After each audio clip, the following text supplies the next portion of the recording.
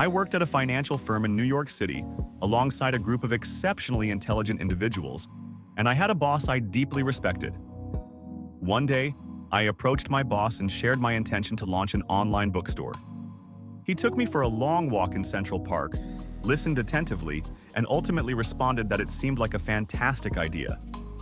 However, he suggested it might be even better for someone who didn't already have a solid job. He said you can have a job, a career, or a calling. And if you can manage to find a calling, you've truly struck gold, as that is what truly matters. 25 years ago, I met Jeff Bezos, who asked me to invest in his venture. He said, "Dave, I'm starting a bookstore in my garage. I'm going to take it online, and when people buy from me, I'll ship the orders from my garage. But if you invest in me, Dave, one day I'll be the richest man in the world, making over $100 billion.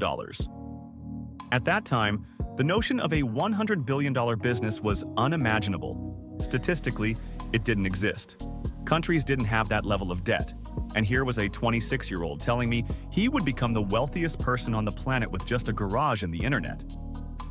I didn't believe him, but he saw his vision clearly, while I was scoffing at the idea.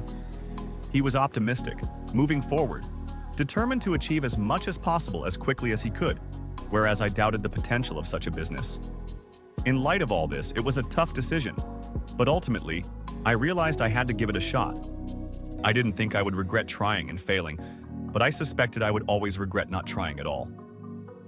After considerable thought, I chose the less secure path of pursuing my passion, and I take pride in that decision. As a child, I was a budding inventor. I created an automatic gate closer out of cement, filed tires, a poorly functioning solar cooker from an umbrella and aluminum foil, and alarms to catch my siblings. I had always wanted to be an inventor, and the phrase, "follow your passion," resonates with me, especially the military saying, "slow is smooth, and smooth is fast." I've witnessed this principle in every endeavor I've undertaken. It's the key to making progress. We all receive certain gifts in life, and we should strive to take full advantage of them. My advice regarding adversity and success is to be proud not of your gifts, but of your hard work and the choices you make.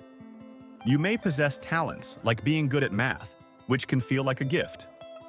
However, mastering that skill through hard work requires significant effort and commitment. Your gifts are given to you, but it's your choices to work hard and take on challenges that you can truly be proud of. We all have the power to choose our life stories. It's our decisions that define us, not our inherent gifts. Everyone in this room has various gifts. I have my own as well. But pride comes from our choices, as those reflect our actions. One of the most crucial choices we face is whether to pursue a life of comfort or one filled with service and adventure. When you reach 80, which path will you be prouder of? Choosing a life of service and adventure will bring greater satisfaction. There's never been a better time to be alive. The inspiration generated worldwide is astounding, creating unprecedented opportunities.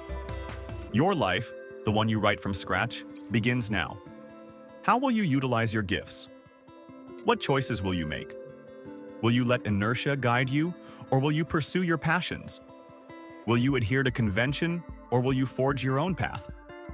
Will you opt for ease, or will you embrace a life of service and adventure? Will you succumb to criticism, or will you stand by your beliefs? Will you bluff when wrong, or will you offer an apology? Will you shield your heart from rejection, or will you act when love strikes? Will you play it safe, or will you take risks?